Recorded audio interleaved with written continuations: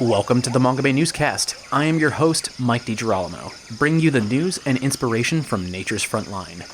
Joining us this week is staff writer and video producer Abhishyant Kidangoor, who is focused on covering conservation technology, one of the fastest growing and most exciting spaces in conservation, and a frequent topic on this show. Abhi previously worked for Time in New York and Hong Kong, and is a graduate of the Columbia University Graduate School of Journalism. He joins me today to talk about his new role with Mongabay, some of the highlights from his portfolio, and to preview a few of the exciting projects he is working on now. So Abhi, thank you for joining me this morning, or evening. What time is it where you are? It is very much morning. It's 7 a.m. here. Wow. But thank you for having me. Yeah, thank you for joining me. It's quite late where I am. But so anyway, we're here to talk about your work. You did a lot of interesting journalism before joining Mongabay, such as during your time at Time. Is there a specific story or a project from your tenure there that you're really proud of that you want to talk to us about? Sure. So at Time, I think a lot of the reporting that I did at Time, the interesting reporting I would say was during the pandemic, unfortunately. And I was based in Hong Kong when I was working for Time, but a lot of my interest was in covering India.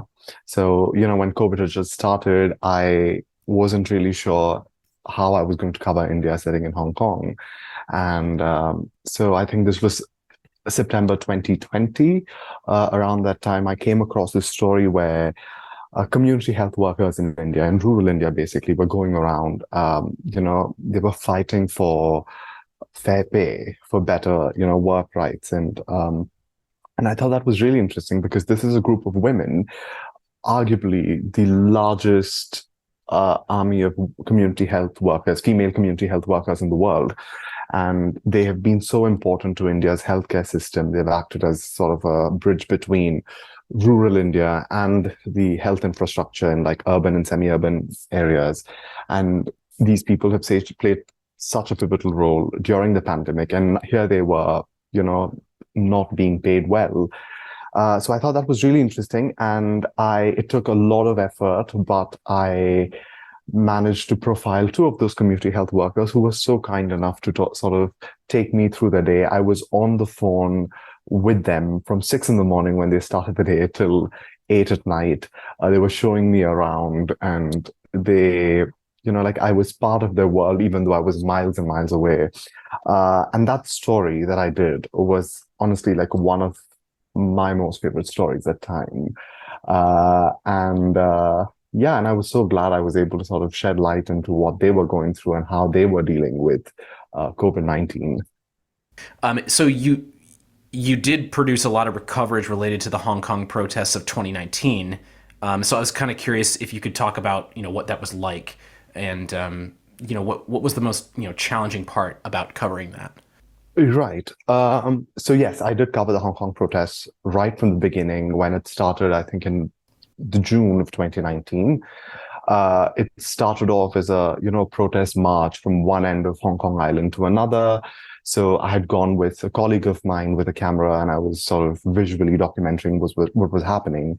This was very early June.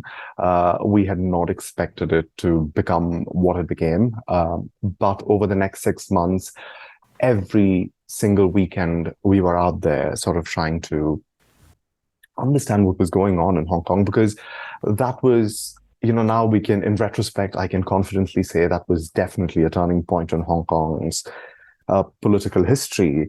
It was, and for me, I was 20, I think 25 or 26 back then.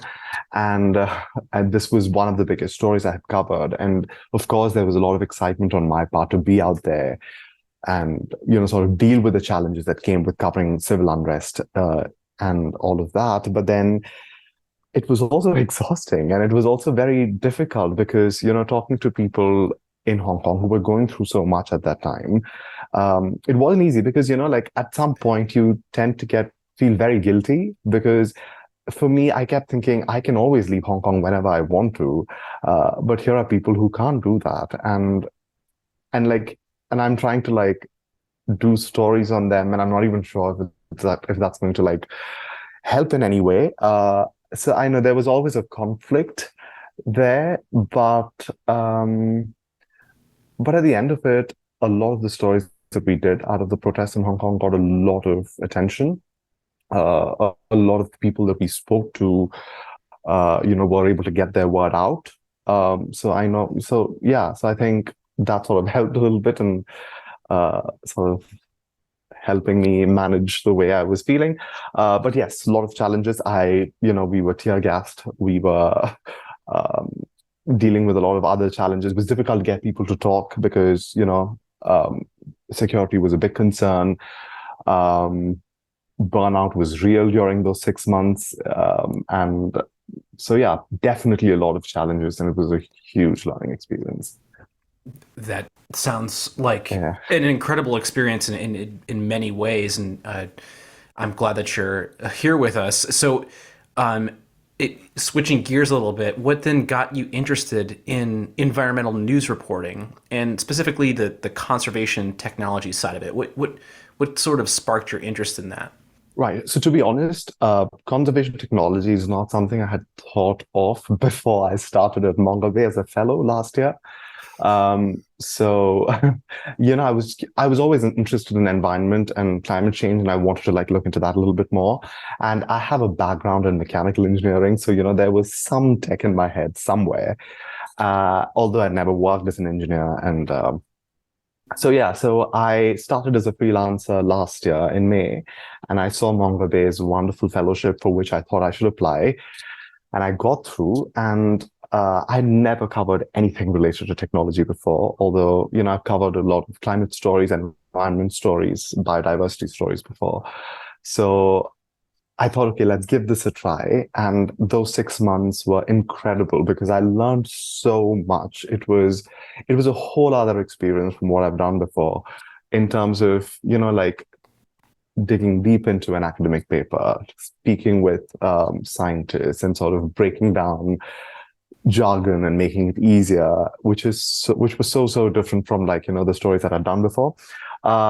Plus, like being part of the fellowship for 6 months sort of made me realize, the part technology is playing in everything. I'm not saying I was a Luddite before, I was not, but I was not also a very tech guy. But I read up quite a bit during the fellowship. I spoke to so many people during the fellowship, and that definitely changed my perspective. So I came into conservation technology because of Mongabay and not the other way around. Yeah.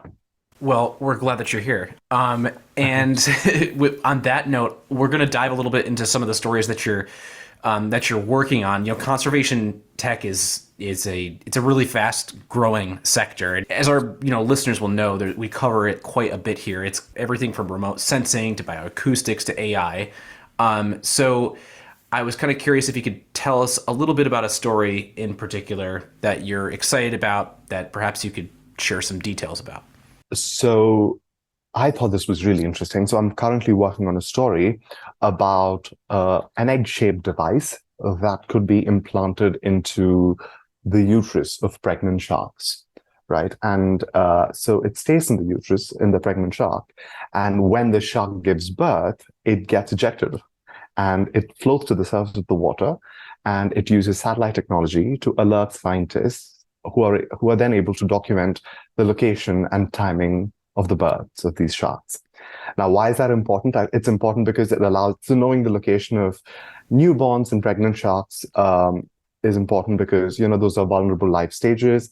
And so it'll help them, establish corridors for their protection and understand what they're doing when they're pregnant. So I thought this was so interesting because this is technology which had never been used for marine animals before. It had been used for terrestrial animals. But so these two scientists, they had been doing this for 6 years. It was not easy for them from what I understood while speaking with them. But I thought that was incredibly interesting. And that's a quick science story of mine that's coming up in a week or two, hopefully. That's that is Yeah. that's an incredible way to keep track of shark births. But I Yeah. will be really interested to read that. To Um, add to that, there's also another study in that very story, another development in shark reproductive biology, where scientists they used underwater propellers to sort of swim with sharks, and they were swimming with sharks. And you know what they were doing? They were taking ultrasound readings and blood samples from the sharks while they were in the wild. So they didn't have to capture the shark; they were swimming with the shark with the help of a jetpack of sorts to get these readings. And I thought that was also too fascinating. it's a lot of dedication. That's Very amazing. much. Um, so actually, that kind of brings up another question I wanted to ask you about. So when you were working with us as a Wild Tech Fellow, was there a story from that time that you thought that like really struck with you, that really stuck with Uh, you? yes. Again, so before that one particular story that I did, I think it was my second story during the fellowship. I was very, very dense about cryptocurrency, Bitcoin, that whole world in Right. general. And I did a story about how that is being used, the blockchain technology is being used in wildlife conservation. And I was assigned that story, and I was really nervous at first because I had absolutely no clue as to how to go about with it. And reporting the story, kind of trying to understand what Bitcoin is, what blockchain is, and how that story ended up was definitely one of my most memorable experiences during the fellowship. Um, yeah, and I mean, what did I find? It could be used for fundraising very well, but other applications are still being worked out for blockchain technology in wildlife conservation. Yeah. Yeah, I have to say, I was a little bit in the dark on blockchain technology by myself, and I did a podcast last year about it, and I was a little bit taken aback Yeah. by some of the details and like the amount of like the amount of energy that Bitcoin Yeah. uses. It was just mind boggling, and it's a really dense subject just to listen to and read. So I do highly recommend that people check out Abhi's story on that one. Something that stuck with me that always sort of sticks with me is the technology of environmental DNA, or like the sampling of water and soil to track the DNA of species. And you wrote a really interesting piece about a team of scientists who were doing this on Sagarmatha, or Mount Everest as it's known. I was wondering if you could talk a little bit about eDNA. Right. So right from the start of the fellowship, I knew I had to do something about eDNA because, I was reading up a lot about it, and there were a lot of papers, coming my way about how eDNA is sort of reshaping conservation technology. And then I came across this particular study. I'm not really sure how long they spent up there to collect samples, but I mean, it was not easy for them. And I thought that was really interesting. And they came up with a lot of studies, most important of which I think was the fact that climate change and, environmental degradation up there was forcing animals to like go higher up in altitude. And that was like driving a lot of species uh, higher up. And, that was changing the sort of biodiversity up there.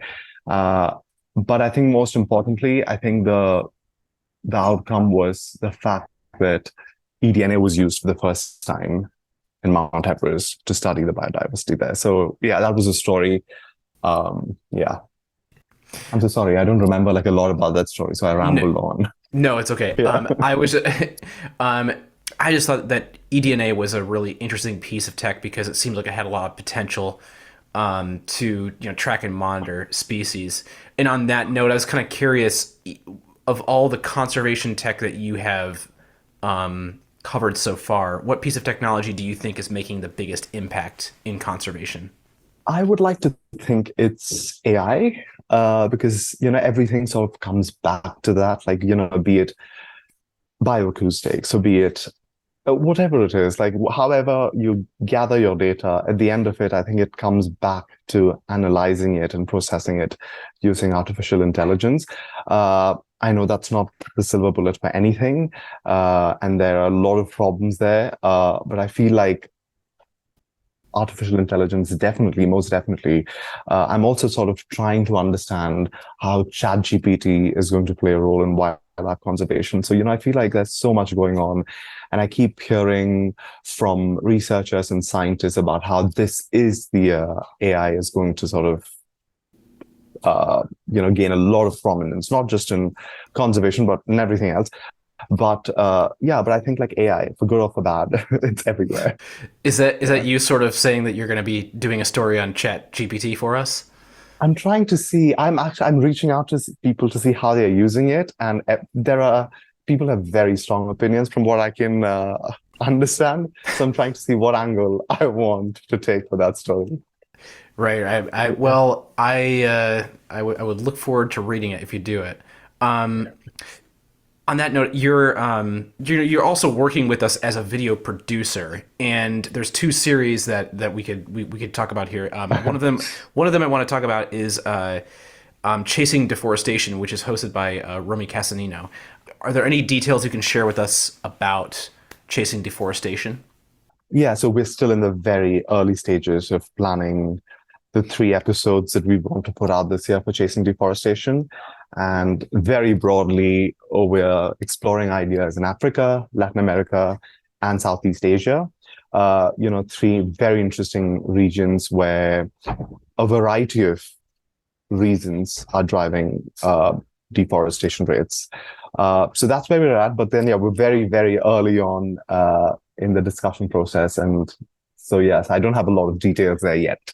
But hopefully you'll see some very interesting episodes by the end of this year. Right, right. Yeah. And then, of course, I can't get through this interview without mentioning that you're working with me on Problem Solved. So, what can we share with our listeners without giving too much away? I think this year we're tackling some very, very big global stories, don't you think? Like This huge. I think big is an understatement, but Exactly. I'll let you be the one to spill the beans. Uh, all right. So can I? Yeah, go ahead. Absolutely. Okay. No. So yeah. So again, as I mentioned, very big issues, and which is actually a problem because we're not able to find solutions to these problems. They're so huge. So we are not even sure if those solutions exist. So yes, so Mike and I are working on 3 episodes, one on plastic pollution, one on nuclear waste, and the other one on sea level rise. And yes, as I mentioned, these are huge problems. I mean, I wish we had solutions for these things, but we don't. But we're trying to find people and players who are coming up with viable solutions that we can implement in the years ahead. Or rather, that there are solutions to these problems. They're just not quite so simple, and Yeah. or easily scalable. And talking about them in a way that is that highlights where they are is a challenge, to say the least. Yeah. Where they're Scalability seems to be like the biggest right. problem in like all of these. Yeah. Other than the shark story that you're working on, which sounds amazing, and I can't wait to read that one. Is there any other stories that you're working on that you can give us a little bit of a preview on? Yes, sure. So I also I'm hoping to publish another story in a week or two, which is about this new device developed by conservation technologist Topher White.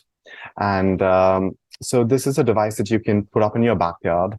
It uses the concepts of bioacoustics to record, sounds from your surroundings. And so it's a story about that, basically. And the aim of this device is to sort of bring conservation closer to home, to make people realize that there's such rich biodiversity around them, and to make conservation more relatable. And the other big thing about this device is that it's also based on Topher White's earlier device, which is called the Guardian, which could be, put up in forests across the world and, can detect unusual activity like logging or deforestation or, various other things. So this is a device which could be used by scientists, but it's also designed in a way to be used at home and could be put up in your backyard to make conservation more relatable to people.